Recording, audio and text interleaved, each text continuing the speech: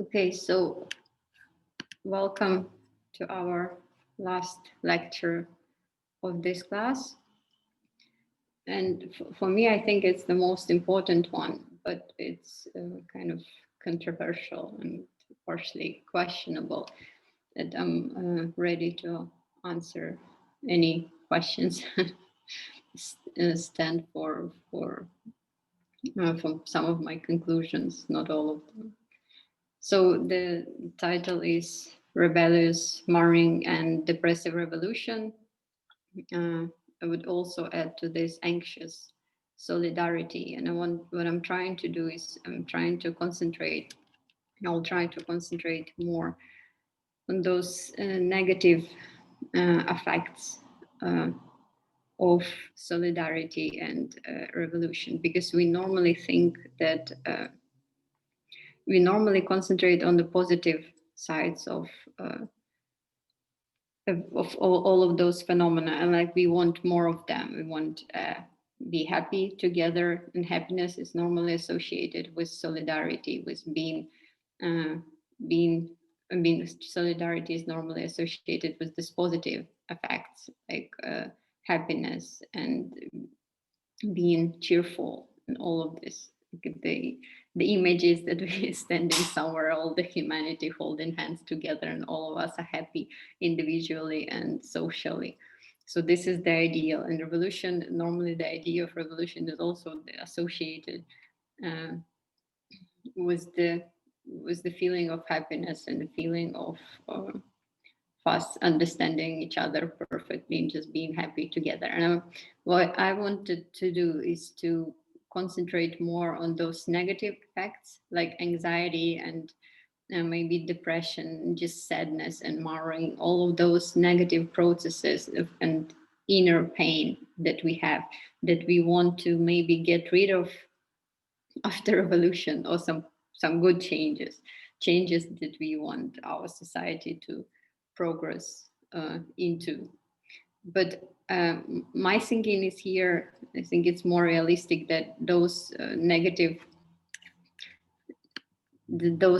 sides are not we can't avoid them. So we have to deal with them. We can't just escape with them from them.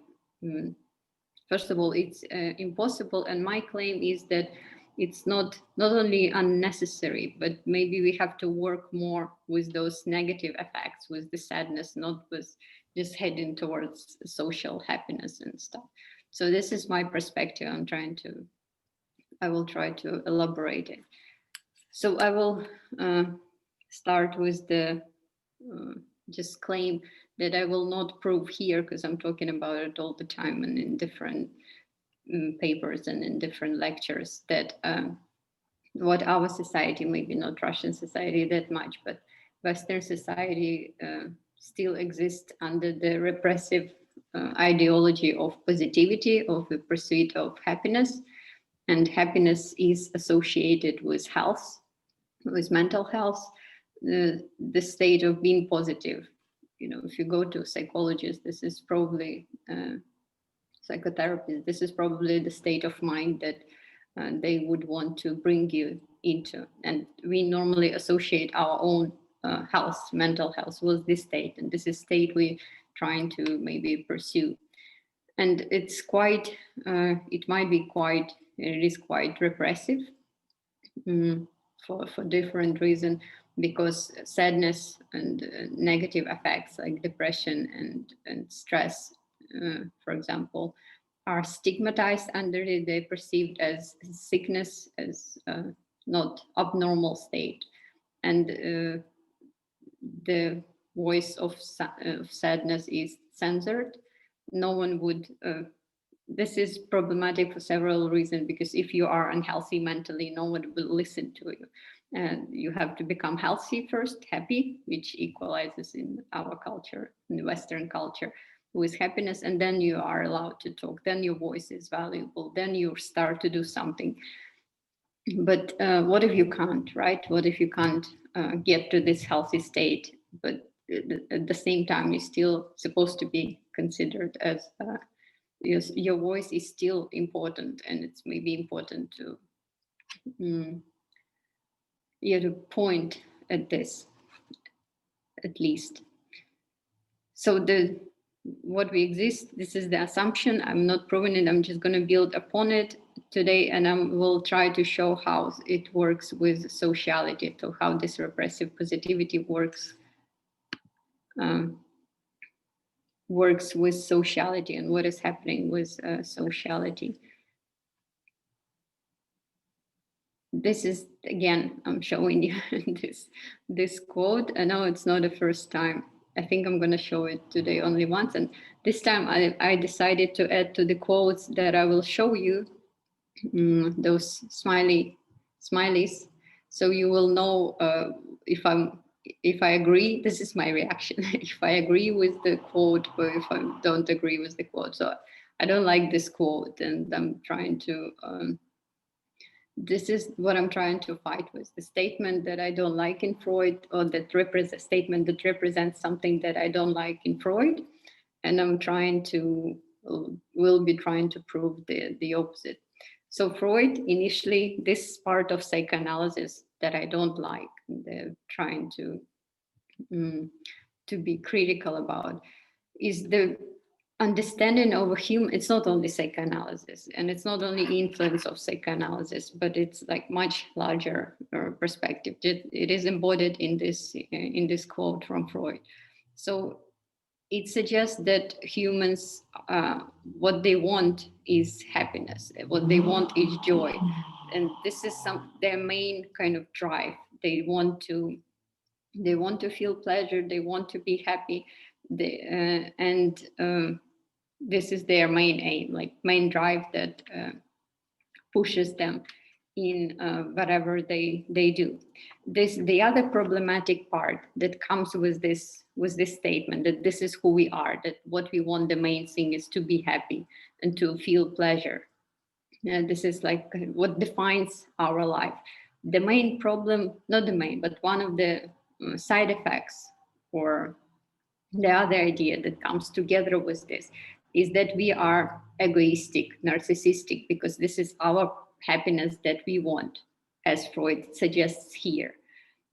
We want something for ourselves. We kind of separate from other people, and we want happiness for ourselves. So it suggests that we are not only aimed at happiness and joy as creatures, as species, but we also, this is our joy, this is our happiness. So first we are all we want is happiness, and second, we are, because of this, and not only maybe, we are egoistic and separate from other. And my claim is that this is the self-perception of a human that we have in our culture. This is how, it's not only Freud, this is how science perceives humans. This is how maybe we perceive humans. And it's like, seems obvious to us that we are egoistic and that we want happiness. But I think that it's much more that human reality and who we are, there are so many possible ways to understand this phenomena of us. And it's only this way, even though we got used to it, in judging ourselves, in judging, in maybe figuring out, maybe we do believe in it, but it doesn't mean that there are no other possible interpretations that we can use to interpret ourselves, to interpret others, and to interpret society. And it won't be as logic and it won't look as natural as this one. So there are other possible interpretations, and this is just one of them. It's not necessarily the ultimate truth, even if neuroscience will tell you that is still within the frame of this perspective. But the framework can change. The self-perception, this self-perception can change, and what neuroscience will prove can also change. And even the interpretation of neuroscientific and other biological and evolutionary biology, it's also can also change under just by switching this main underlying framework. So as about humans as those who pursue happiness, and humans as those who are egoistic. It's so science can prove different thing. It also depends on the framework. And recently I discovered a paper in New York Times, a short article entitled "A Revolution in Happiness" by Italian philosopher Adriana Cavarero. And what she claims, so there is this criticism of repressive positivity. It's been there for a while.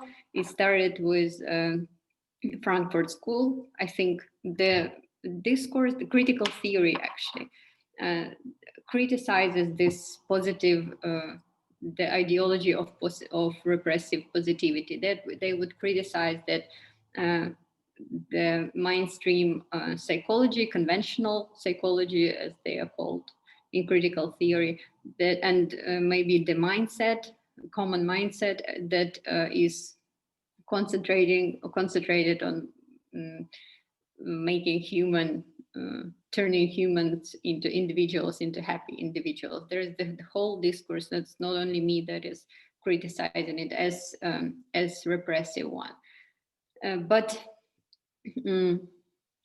there are also problems with this criticism as well. So in her recent article, this can be seen as this paper, short article, can be seen as a part of this criticism, as something that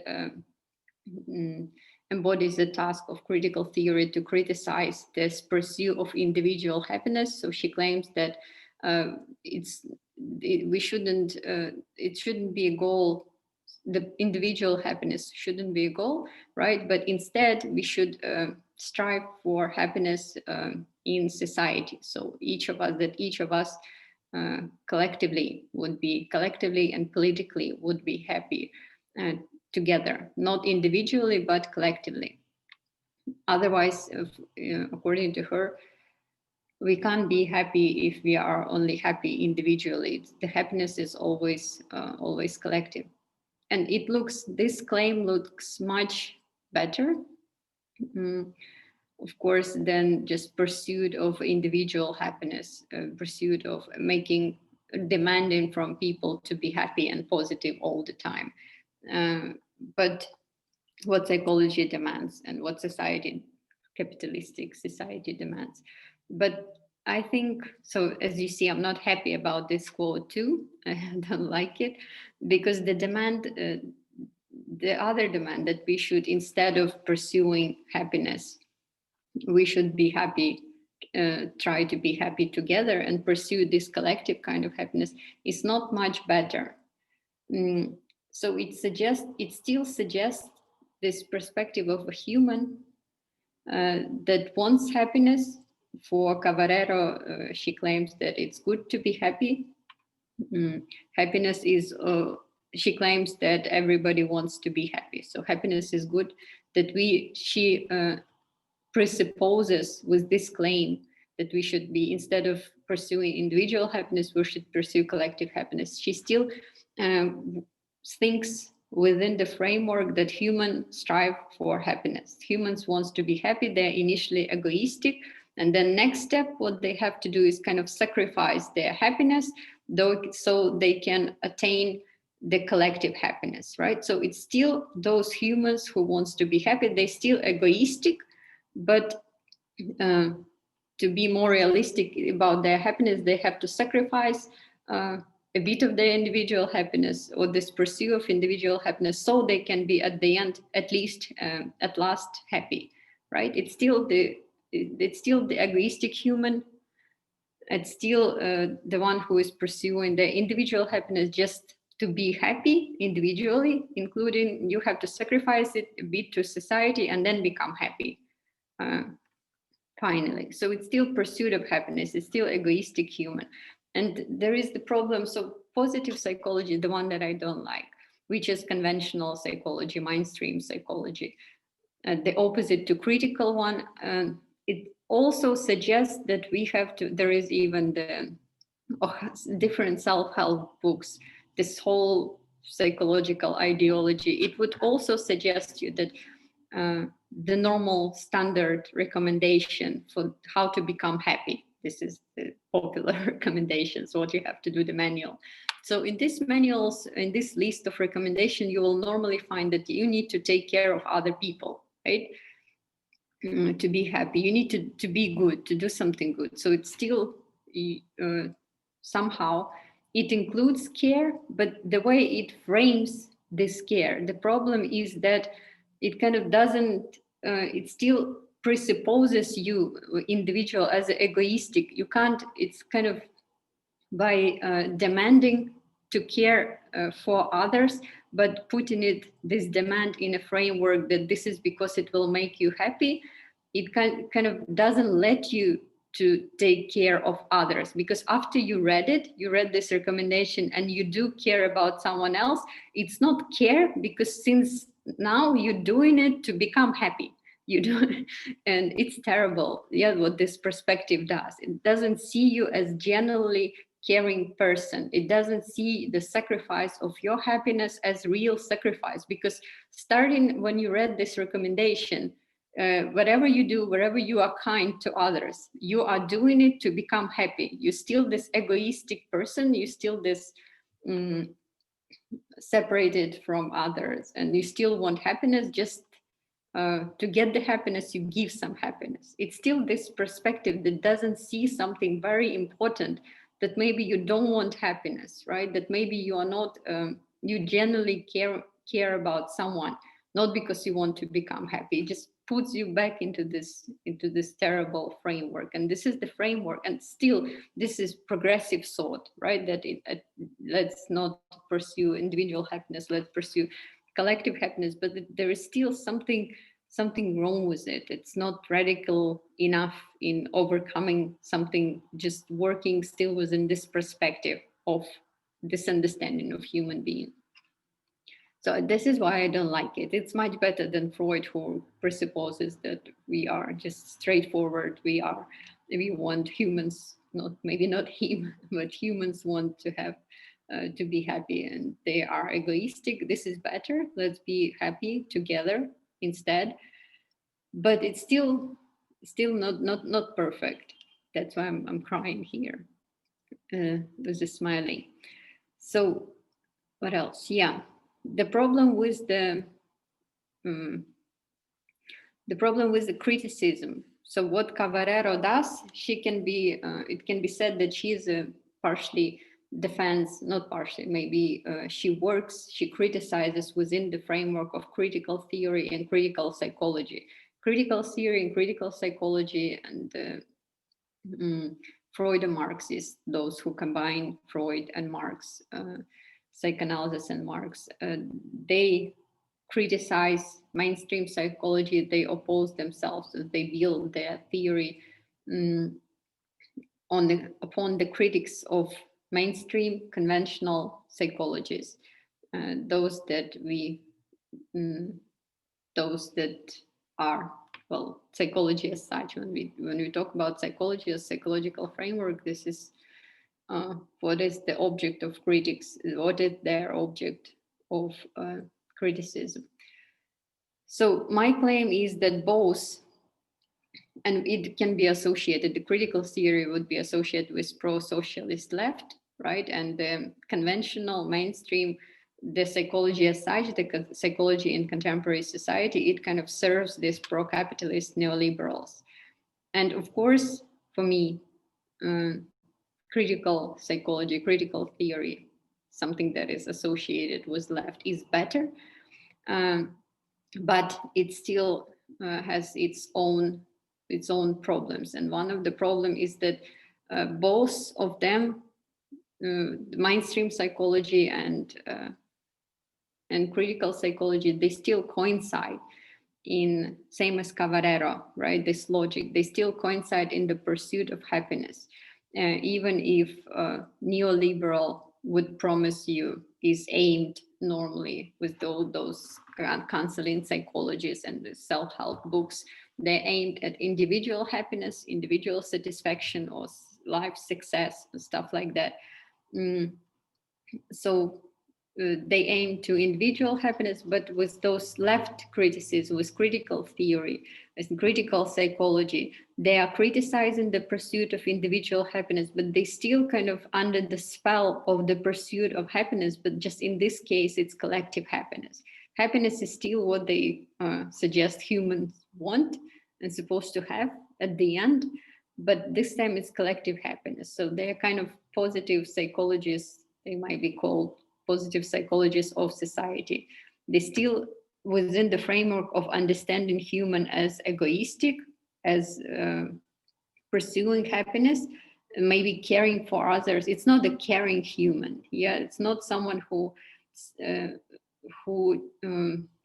naturally wants to care about others, who doesn't care about other people that much, right? This is maybe the human that critical theory would like to establish, right? To bring humans to this ideal, but they don't see it in humans yet. They still within this Freudian framework that happiness is all we want, and they try to establish the collective happiness at the end. So it's still same understanding of what is human. They still same framework of perception of a human being, this Freudian, not Freudian, but embodied in Freud, among others in this quote that I provided. So critical theory, as I said, it's, this is Marcuse. Marcuse can be claimed to be a critical, well, he's critical theorist and also Freud, a Marxist. He was elaborating psychoanalysis, was combining it with left thought, and he. So, in this quote, you can see that how they opposed normally what they call the opposition between theory and practice. Critical psychology, critical theory are more what they value in psychoanalysis is theory as such, and they would criticize the practical side of psychoanalysis. They claim that so psychoanalysis, when it started to be popular practice, when it started to be conventional practice, it reduced itself to healing. It reduced itself to, according to the critical theory, it's sacrificed kind of theoretical side and start to be something practical and start dissolved in within this culture, within capitalist culture of pursuit of individual success and stuff like that. So according to Marcuse claim, critical theory is more on the side of the theory of psychoanalysis, critical theory of psychoanalysis. It's something that works with the society, with criticism of society and criticizing present capitalist society. And it's criticizing the practical side of not only of psychoanalysis, but of psychologists as such, that they are aimed at the individual and they are aimed to make them happy, successful. So the main problem is for Marcuse here, not only for Marcuse, but for him as well, is that the main criticism, how they criticize conventional mainstream psychologists, that is psychologists as we know them today still, is that you can't make individual happy and successful within the society which is sick, within the society which is unjust, the capitalist society. Their claim is that society is sick as such, it's unjust, it's, for example, patriarchal. And if you make someone without changing the society, without changing this situation, if you aim to make an individual successful without changing the unjust social order, you are making them, those individuals that you're trying to make happy, they would have to adjust to unhealthy society.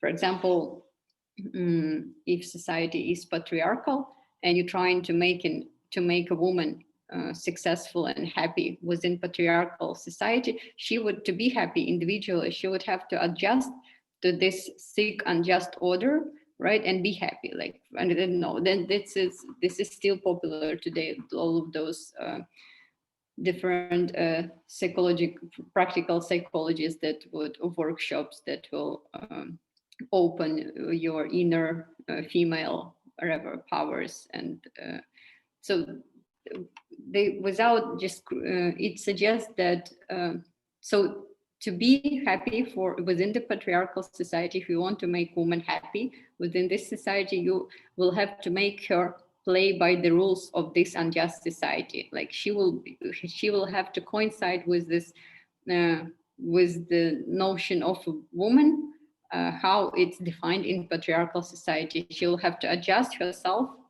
to this sick, unjust, sick according to Marcuse, sick, unjust order, right? The problem, and the other problem is that she won't doubt this order, right? She won't try to change this order because she is adapted. She's adjusted to this order. She is happy within this order. And she wouldn't want to change the order. She would want to keep the patriarchal order. Patriarchal is just one of the examples how the society is not fair. That's the problem. This is the main criticism of critical theory and critical psychology. What is wrong with mainstream psychologists that aim to make individual happy without trying to change the society as such, without thinking on a scale of unjust society, that it's maybe not the problem of individual that we have to change and work on. Maybe it's the problem with the society as such. Or another example, it's not only patriarchal society stuff, but it's also example of unfair working conditions, right? If you try to make worker happy,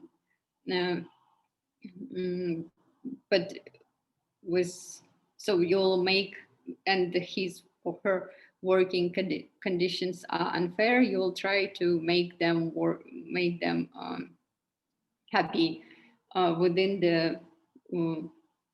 the circumstances of this unfair conditions, and they won't be, for example, satisfied with them, and they won't have motivation to change this unfair setting as such, because they are because of psychologists, they start to be adapted to it.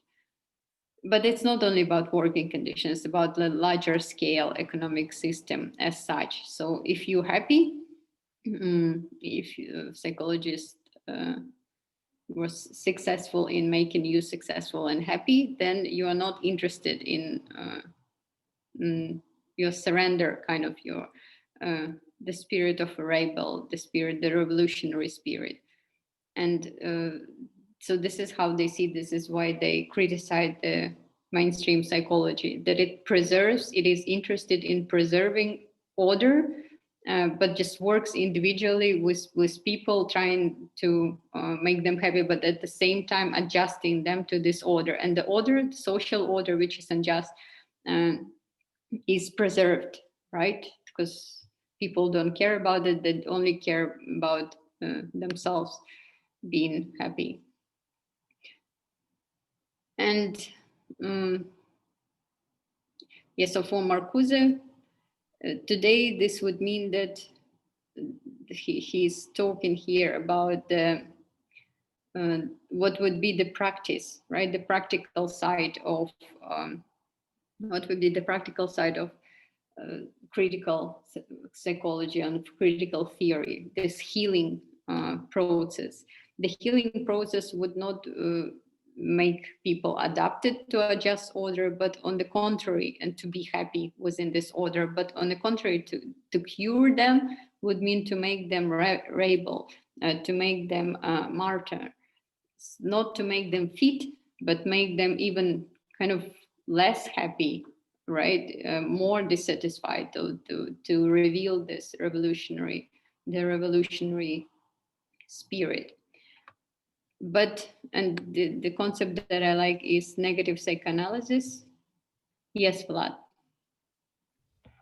Yes, could you clarify the difference between what Marcuse says about happiness and the notion of collective happiness? Because for now, I think that Marcuse could mean that after you understand the injustice of the social order, you would still strive to happiness through the collective revolutionary actions, and therefore you will eventually arrive to this stage of collective happiness, and that is what this pro-socialist psychology suggests, that yeah, this is collective, but it's revolutionary at the same time. Yeah, it looks like you just answered your own question, but I'm going to talk about this more later, okay, in a while. So maybe even almost now. So the concept that I like, thank you for question though. The concept that I like is negative psychoanalysis. Negative psychoanalysis can be used as a synonym of critical psychology and critical theory. So and psychoanalysis for me is always negative. It kind of takes this other part of it, has the potential to look at this other part of Freud that I'll discuss later, not the one that we want to be happy and we are egoistic. Negative psychoanalysis is the something that coincides with critical theory. It's Russell Jacobi concept, and he claims that not that he claims that, but if you observe how he developed his concept, it's negative, can be claimed that it's negative for two reasons, so in two different ways. First, it negates subjectivity, and it negates the the repressive positivity. It first of all, it's different. So negative critical psychoanalysis, in comparison to mainstream psychoanalysis, it negates subjectivity, meaning that in mainstream psychologists, they concentrate on individuals and they don't see the society. They don't work with society. And negative psychoanalysis is something that is opposed to the mainstream. This mainstream psychologists, they kind of reveal, they negate the subject as separate. They reveal, the way Jacobi claims, they reveal society at the bottom of the subject. So they see every subject as a part of a society. They see, first of all, following Freud and following Marx, they see each subject as a historical formation, which is different features of a character, different features of current subject types of subjectivity that we have is historical formation, and it's the formation of a present social order. So there is no separate individual. This is what they claim. They kind of negate or the idea or criticize the mainstream psychologist idea that there is a separate individual, that we can just withdraw from the society and change them, adjust them, make them happy, make them healthy, and like put them back as separate individuals back into this order. It doesn't work like that. We all connected. We all represent we all represent, first of all, society, and then we can be in different ways, maybe separated and analyzed. But there is the society, this scope of society, which is very important. So this is the first thing, which is important for us here, because we're talking about sociality. But the second thing, how negative psychoanalysis is negative, is that it negates this positivity. So it's kind of against, it underlies that it doubts the equalization, the equation of that positive effects are equalized with the health, that and stigmatization of negative effects. Because for Jacobi, and he follows here Marcuse and Adorno, they see those negative effects like rebellious spirit and sadness and all of those. They see, so our dissatisfaction with the social order and sadness, they associate it with, maybe should concentrate on this more. So we will, it will form the revolutionary spirit, the common revolutionary spirit, and we will that will help us to overcome to change the unjust order, not to try to be happy in spite of the unjust order, right? Just concentrating on happiness and trying to stigmatize to get rid of all the negative effects like anxiety and sadness and depression. But maybe you should go more into those negative effects and meet there within those negative effects, because we are social beings. It's not only our sadness. The sadness is also social thing and something we can share instead of just hiding it from others and like making looking happy and not talking about unpleasant stuff. So this is the idea that the other side, the other negation is negation of positive. And this is my favorite quote from Jacobi with the smiley face, that he claims that in a blur, the dead shells of domination appear to come alive. Even the most resilient are turned into desperados hunting for pleasures in an amusement park of life. If critical theory as negative psychoanalysis is not to succumb to the lure of chase, it must plumb the psychic depths for sound of sadness and revolt. So first part, he's describing the even present order. People are looking for pleasures and just in their own yards, right? By themselves individually, and this kind of separates them. They're separated from each other. They're looking for these pleasures, but instead in this amusement park of life, but instead the goal of critical theory and negative psychoanalysis and critical psychology is to maybe to listen more to this voice of sadness and discover the spirit of revolt, the spirit of the revolutionary spirit that can change the order. What I don't like, this is I like in Jacobi, but what I don't like in Jacobi is that, and in all of them, in Frankfurt School thinkers, Adorno, Horkheimer, and Marcuse, is that they see this process as a temporary, right? They see it as here Jacobi stated that negative psychoanalysis is a psychoanalysis in an era of synchronized capitalism. So the impression is that we only need to listen to this voice of sadness for a while, then it helps us to form the revolutionary spirit, and then we have revolution, and then we all of us happy. I don't think so. I think I'm not that optimistic, and I think this is what we have to do more or less forever. And we were doing it for forever, as long as we existed, because this is what solidarity partially and cooperation and sociality as such is based, first of all, on those negative effects and negative side. So I don't agree with Jacobi. I think negative psychoanalysis understood not as a practice of as a conventional practice of psychologists doing something with the patient, but as a common practice, common critical practice, people thinking and for formation of revolutionary spirit.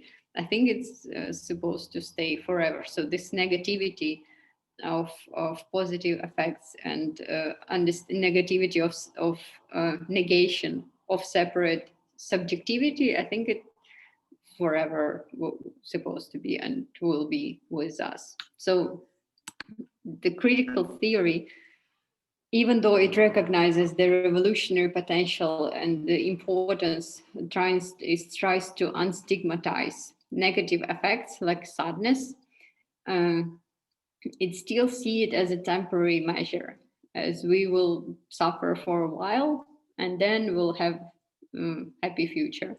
Then we will have the better future.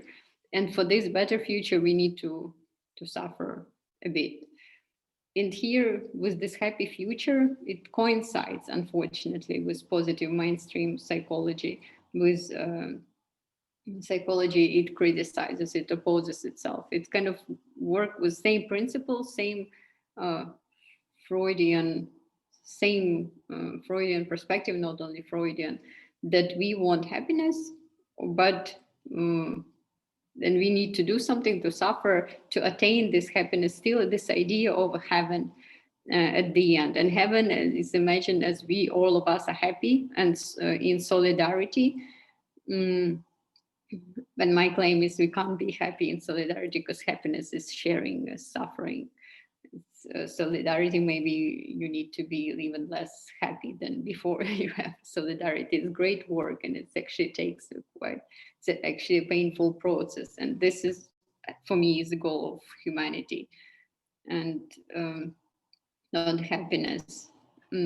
So Marcuse claims, not only Marcuse, but also Adorno and Horkheimer, especially people from Frankfurt School thinkers, that Marcuse claimed that still the Freudian framework that we need, there is this vital need for joy and for happiness with a good conscience. So it's kind of modified happiness, but for them it's still this happy. Marcuse even writes in Eras and Civilization that hinting on heaven, claiming that we can kind of turn Earth into a hell. We have the powers to do it, but we also have the powers to turn it into the opposite, which means, of course, heaven. So it's still those kind of messiahs and psychologists of society that, leading towards the happiness and harmony in heaven, understood as and associated still with just the feeling of happiness in the end. Maybe not individual, but collective. But the logic is similar, unfortunately. So my claim is that, the way out that I see is the death drive. And even though the normal perception of human being, how we perceive ourselves, how conventional psychology perceive ourselves is represented, the logic of it is represented in pleasure principle, which from the first thought was a crying smiling, that human are, all they want is happiness and the pleasure. I aimed the search for pleasure is their main drive, and therefore they're egoistic. So this is Freud, maybe basic idea, but he also developed, starting in 1920, he started to develop the idea of a death drive. So he observed that this pleasure principle is not enough in describing humans, that they're supposed to be, that humans behave in such a way that they are not fully, at least maybe not at all, could be described by the pleasure principle. There is something else that is that defines them, the other drive. And Freud calls this other drive, adds to this death drive, and then he tries to kind of combine both of them, claiming that we want pleasure, yes, but there's also some weird, maybe from the perspective of pleasure principle, behavior in us where we act contrary to this pursuit of happiness. We kind of sabotage the pleasure. We tend to repeat our traumas. We tend to think, repeat the behavior that traumatizes us. We tend to repeat the memory that are painful and that makes us suffer. So there is something else in human that can't be explained by the pleasure principle. And for me, actually, I think there is no pleasure principle at all. I think we can be fully defined by the death drive, not as those pleasure-seeking creatures, but as some other weird kind of creatures that doesn't want pleasure but want something else instead. They do feel pleasure sometimes too, but it's not the main thing that drives them. And this also would claim, if pleasure principle defines human side, because the pleasure is individual pleasure, defines human as egoistic, the death drive, Freud doesn't talk about it, but McGowan does, will talk about him. It also suggests that we are not egoistic, that we will talk about again. about Lieberman, and if sociality is our basic need, and what traumatizes us the most, it also suggests that we are profoundly social, not egoistic, but social. So this is the switch of perspective of what human beings are. So what the other thing that Freud has is the reality principle, and it sounds good, but it's like facing the reality and taking it as a principle that that defines us. But it's not. It's one of the modification of pleasure principle, because according to the reality principle, it's still humans who want pleasure, just they have to sacrifice a bit of happiness to.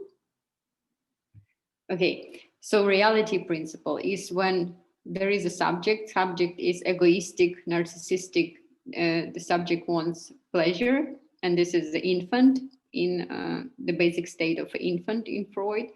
And then he can't, because it exists, the infant, she or he exists within the society, it need to deal, kind of adjust to its norms, and by adjusting, they need to sacrifice their narcissism and egoism, so part of their happiness to society, so they can socialize, become a part of society by this sacrifice, and then get at least some part of happiness, the more realistic happiness. This is the pleasure principle. I mean, this is the reality principle in Freud. Pleasure principle is that happiness is all we want. We are egoistic, and this is what drives us. The reality principle, which we actually practice, is still pleasure principle, because we are still egoistic. We are still want pleasure the most, but we have to sacrifice a bit of it to become a part of it, to become a part of society, so we can function in society and get at least some pleasure, which is realistic thing to get. Because if we'll demand the happiness right away, we won't get it, because we have to coexist with other people. And this is the logic of pleasure principle, and this is the logic of reality principle. But the logic of death drive would be different. It wouldn't start with a subject as separate. It presupposes the sacrifice of happiness, and it presupposes happiness as, first of all, something that is accumulated to be sacrificed, because this is not egoistic subject, and it would presuppose a kind of different logic. So let's think what logic it will presuppose. Todd McGowan, in his book Enjoying What We Don't Have, 2013, it's a great book. It was the name that I don't like, because it's about enjoying. And he tries to develop the concept of death drive as a political concept, which is great idea. And he criticizes those Freudo-Marxist and critical theories that they don't appreciate enough this Freudian switch to death drive, because according to McGowan's critique, they still see death drive. They do recognize critical theorists. They do recognize that there is the death drive in humans, but Marcuse, for example, associates it with aggressiveness and stuff like that. They do recognize that it's necessary element as humans, but they still kind of want to overcome it. They don't see it as a basic, as a crucial in humans. And what McGowan does, so he starts with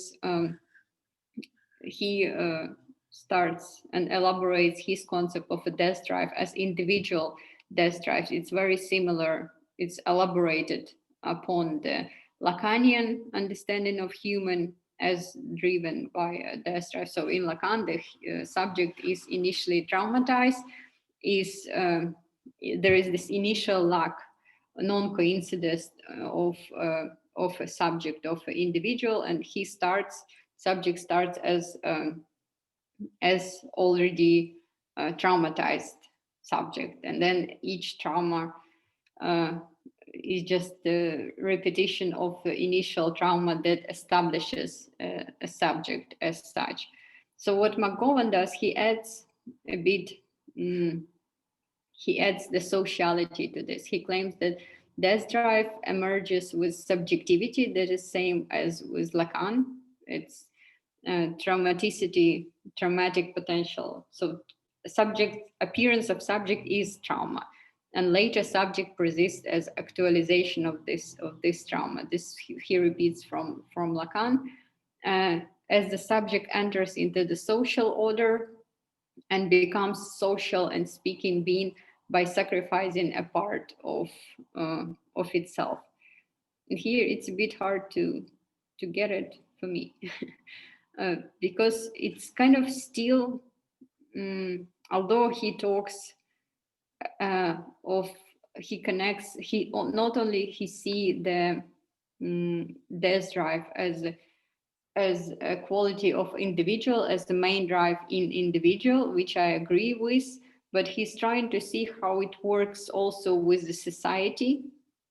But I think one can take this further and see death drive as a quality not only of individual, but of a society, of sociality, something that drives not only human as initially traumatized, and then the one who persists by repeating initial trauma, but also the same logic can be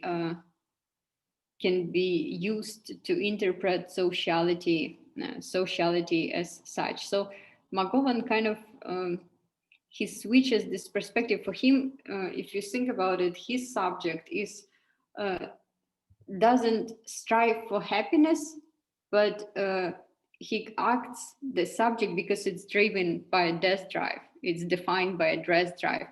It self-destructive, and this self-destructiveness is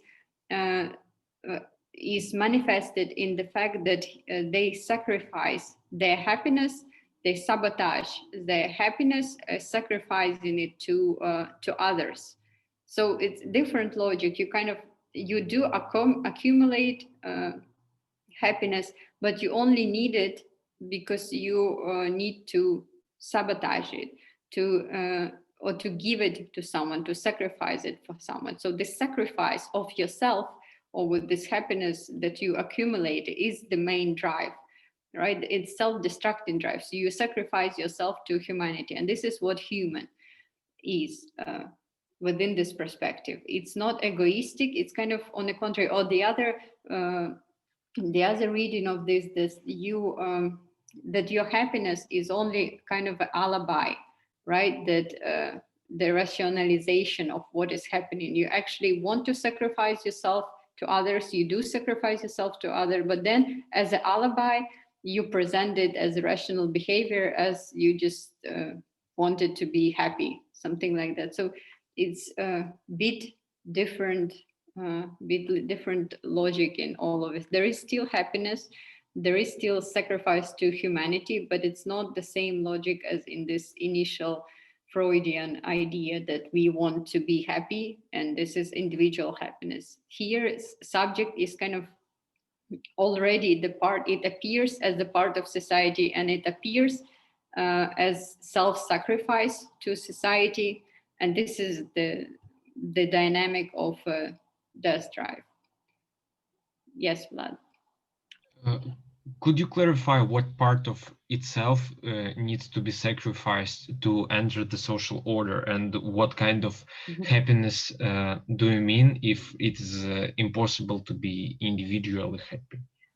Yeah, I have no idea what, I mean, we are talking about McGowan, and it's very hard to comprehend because those are abstract philosophical concepts. And it's good that they are abstract and philosophical, and we can't maybe point out what exactly. But I will try to elaborate so later in a while. I promise. So it just, on a very abstract level, I wanted to show how this general perspective of comprehension of what is human can be changed. But for me, it's still, there is this still same logic that kind of contradicts itself. It trying to, I think he's trying, the feeling is that he's trying to get rid of this Freudian logic was a pleasure principle, but he just doesn't succeed in this, and therefore this is why he has this contradiction, because for him it's still, you see, the subject emerges, the subjectivity emerges, the subject as such becomes when the subject enters into social order. But that doesn't make sense, because if the subject is becomes a subject when they enter a social order, and this is the process driven by a death drive, what is this, what was before that, right? Why we need still to start with the subject, and then we show it sacrifice of whatever. So for him it's even worse flat for him, and I agree with it because it's beautiful. For him, subject sacrifices the void, because subject is nothingness, because subject is constituted around the void. This is very, I think, somehow similar to Bataille romantic idea that the divine sacrifice and the sacrifice of nothingness, that and nothingness is us.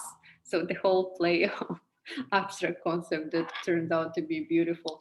But I think the problem here is that they start with the subject, even if they want here to show that subject is a part of social order and the subject is someone who sacrificed themselves, they somehow still start. So it's still this reality principle, right? There is a subject, then subject sacrifice part of their happiness, and then they become a part of society. But maybe we shouldn't start with the subject, and we never start with the subject, because the infants appear, they are part of a society, and even more, they're not separated. They were never separated from anything to be part of a social order.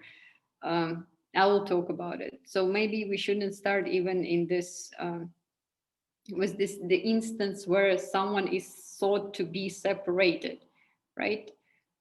They are initially separated and connected both. I mean, first connected, maybe they start to separate, but they're always the part of society, and they do sacrifice something, and they're driven to sacrifice something, because this is to be the part of society, what they want, not to be happy. And they want to sacrifice, they don't want to exist, right? They want to be, rather they would prefer, and I think it's true about human, they want to be a part of unity with others. It's not necessarily a romantic relationship, but just be accepted in society. They might feel happiness as a result of it, but they don't want to be separate.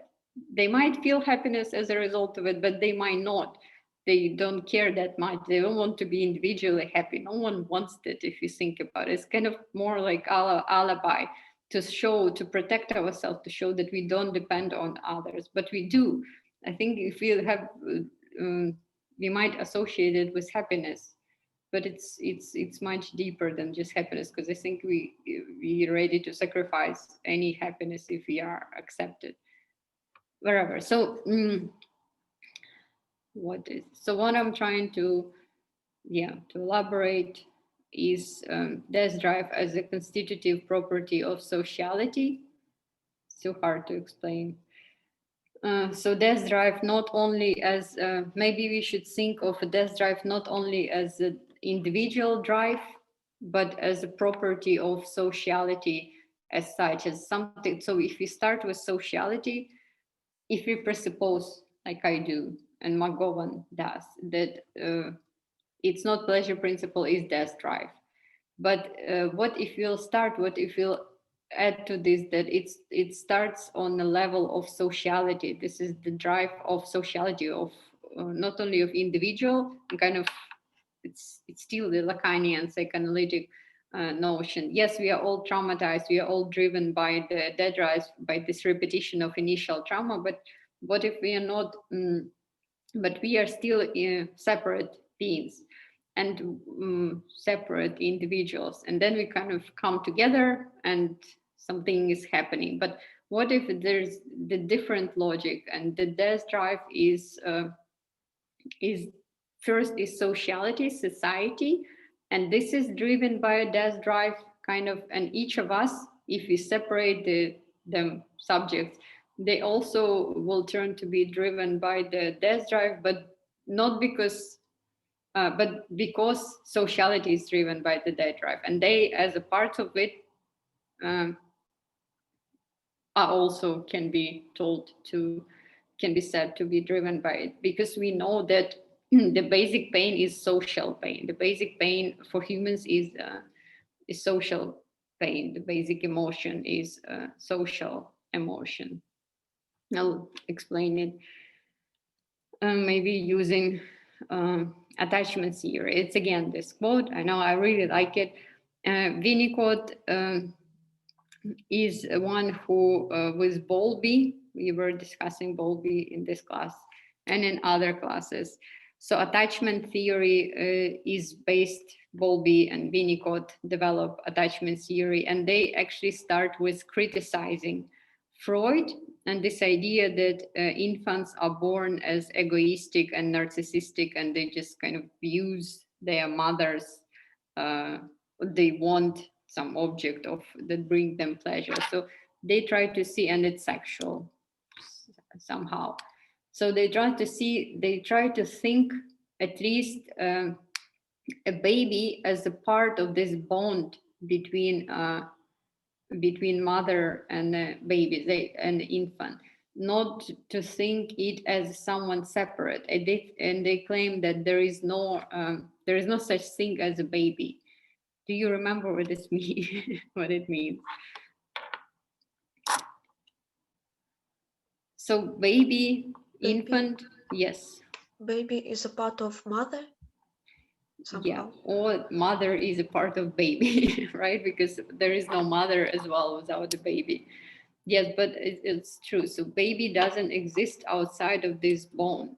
It doesn't exist outside of a sociality. It's not the someone separate that came into existence, and then you add different people to it, or different social. It enter a different social groups, a different individual that it consists of. It's first the tandem, first the certain relationship that defines those who participate in this relationship. It's the cooperation that comes first, and then defines the cooperation that defines those who participate in this cooperation, and they wouldn't even exist outside of this bond, outside of this cooperation, and only if you see them as separate, which is artificial perspective. It's artificial perspective, but we got used to this perspective to see babies, infants as egoistic, and we kind of employ it.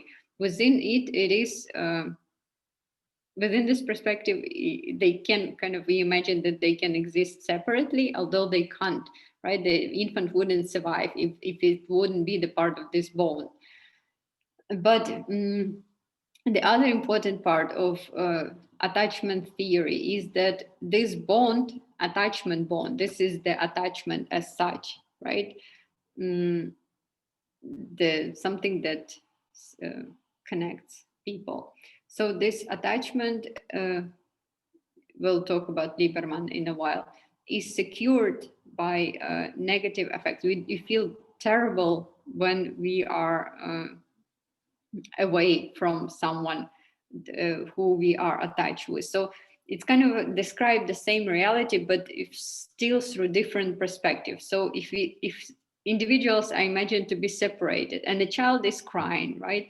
The child is having those tantrums or something.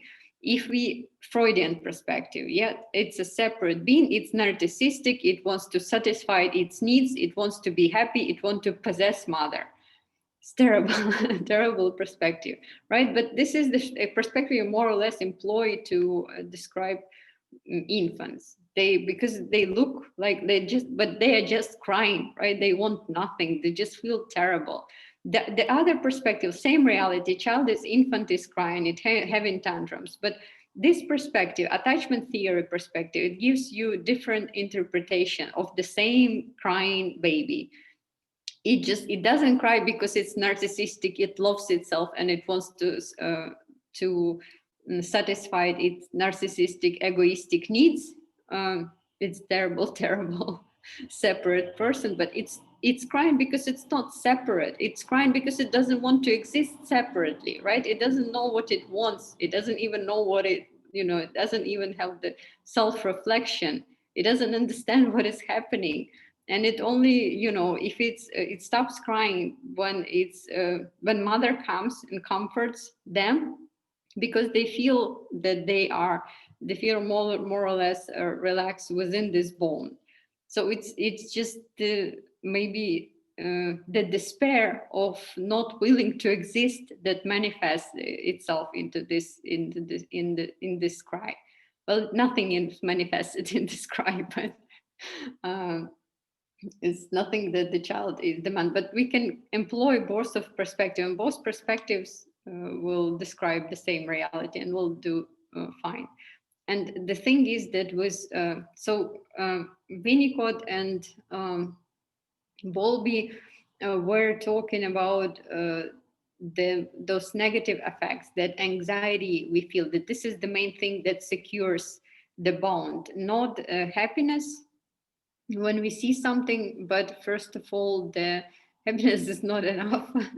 But first of all, the anxiety that we see, that we feel when the person we attach to is absent or is too far away or it's something like this. So those negative effects are kind of influence more strongly this secure. First of all, they secure this bond, this attachment as such. And this same thing we see in Lieberman, which we discussed a lot when he talks about social pain. So he does claim, as we remember, that for humans, the social need is the main need, and this is more important for us than the need for food and the need for shelter. And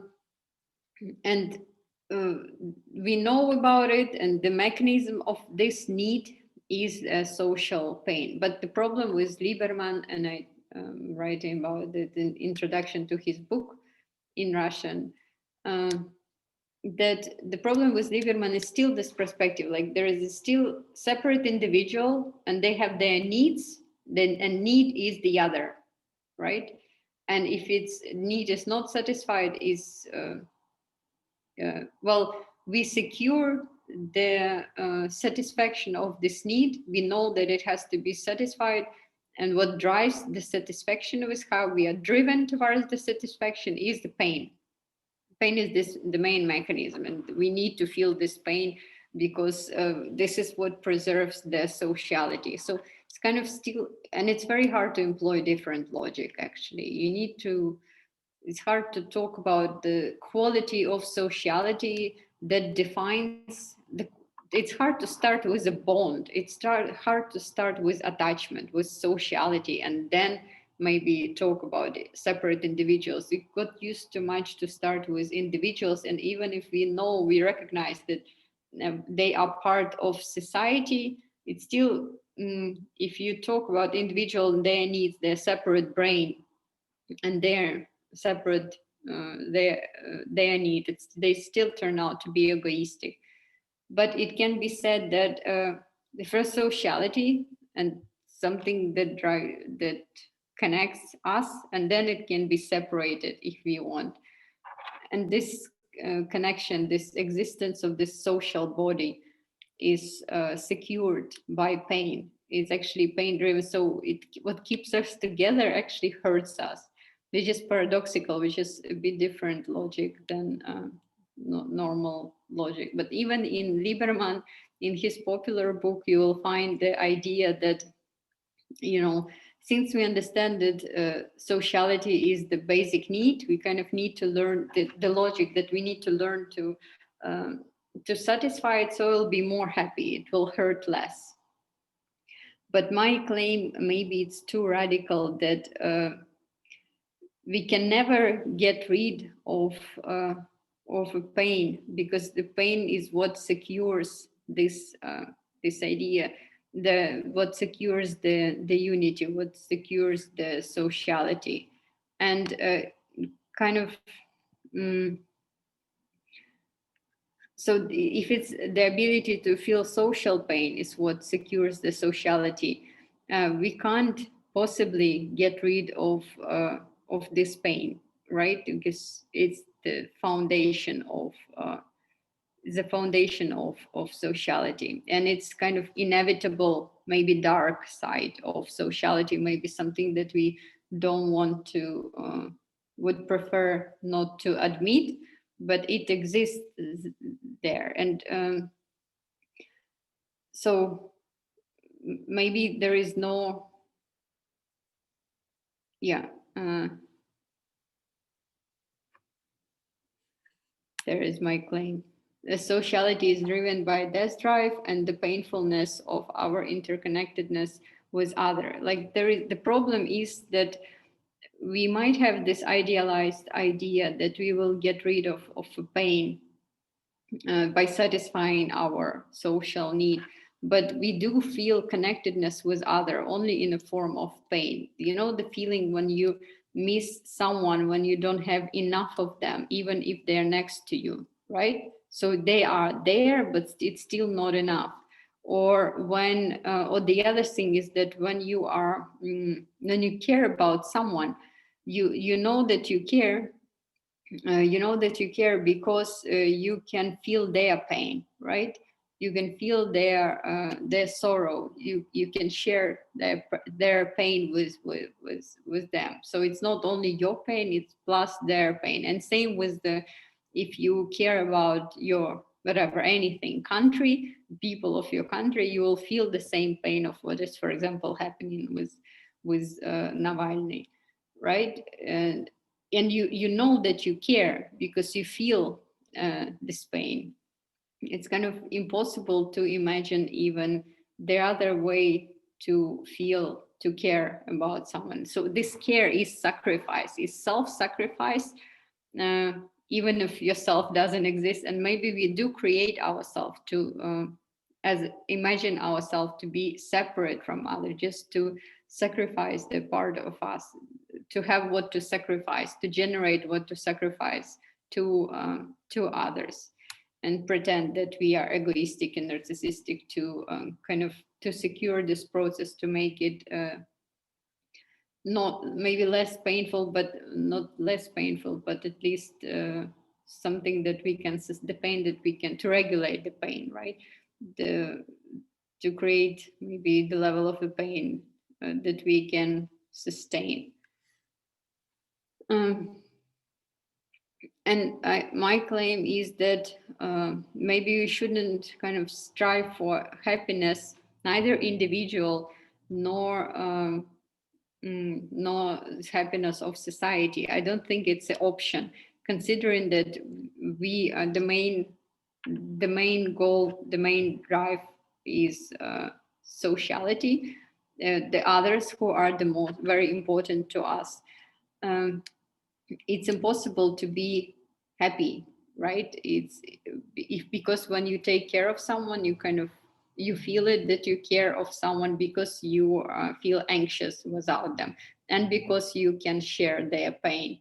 It's not the happiness that is at the end of this process, and it's not the individual happiness or happiness of society as options here, but something else. I think the ability, it is the ability to endure even more social pain and to carry on, not the hope for shared happiness that it's a major basis for revolutionary solidarity. The thing is that if we want more solidarity, maybe we shouldn't associate it with happiness, with more happiness, but with more like ability to endure more pain.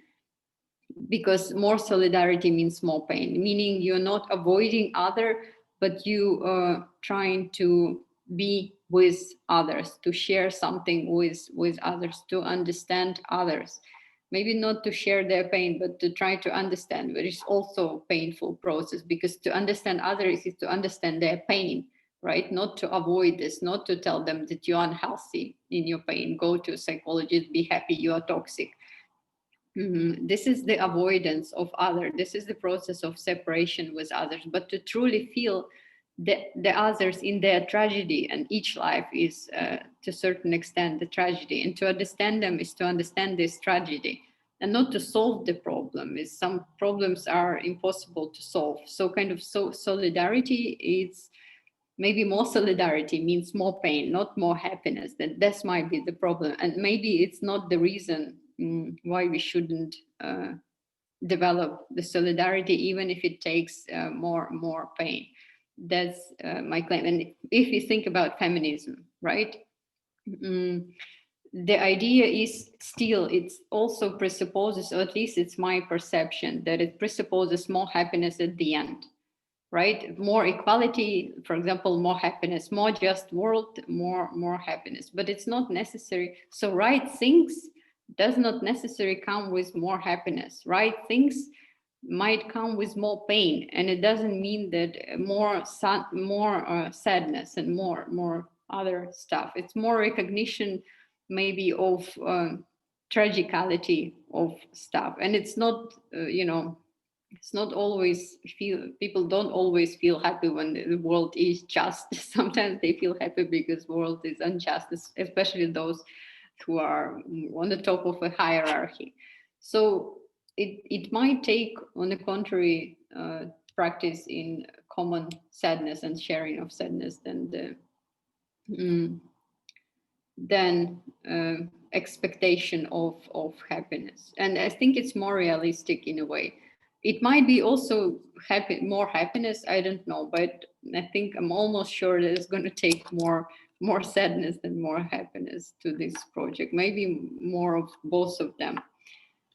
And the other claim is this negative psychoanalysis, again, it's not the practice of psychologists with a patient. It's a common practice.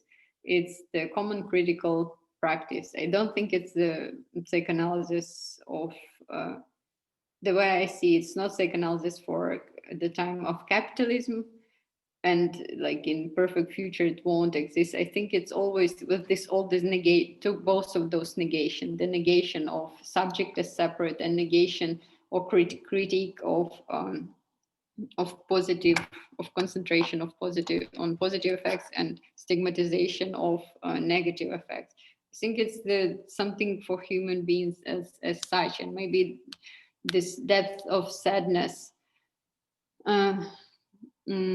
is what secures solidarity and ability to feel the pain, not only to feel, but to kind of not to avoid others in their pain, but to share their pain has the revolutionary force. And the reading for this week, if you want, you can read it. If you don't want, it's just it's a great book. And what I want you to read, Cindy Milstein, what I want you to read is just the introduction to it. You have it in your folder.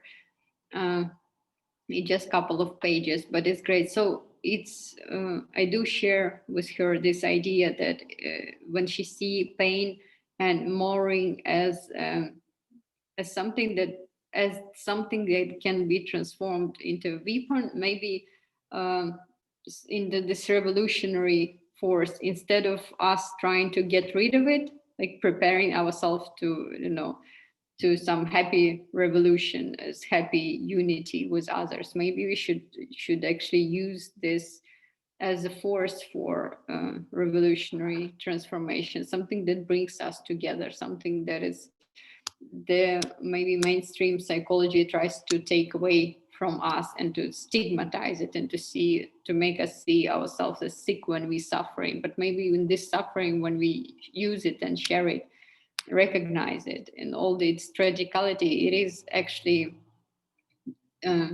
we'll find there the precise precisely the revolutionary force, something that brings us together and something that gives us power to act together.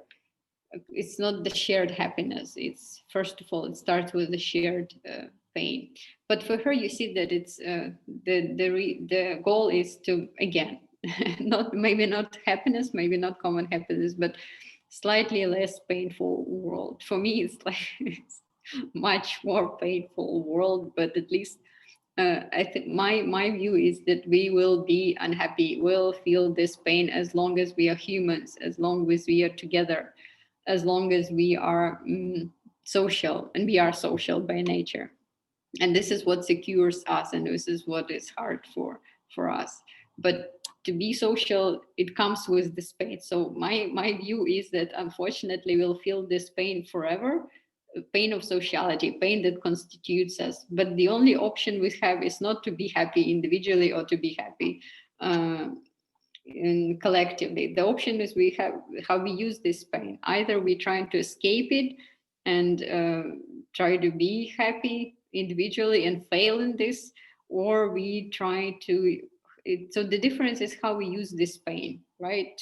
We try to avoid it, or we try to use it as a revolutionary force, or we try to practice, we try to suffer this pain into the isolation from other, or we try to share it with others and use it as a power of transformation to do a right thing, and to endure each other, and to maybe care about each other. Since we have nothing to lose, we'll be unhappy anyway. Okay, so we have 5 minutes, and if you have questions, you can ask questions. Vlad, do you still have questions? I always do, but not now. I will think a little bit more. Always do, but not now. I'll stop recording, and I wanted to tell you that Krishna, are you here? Yeah.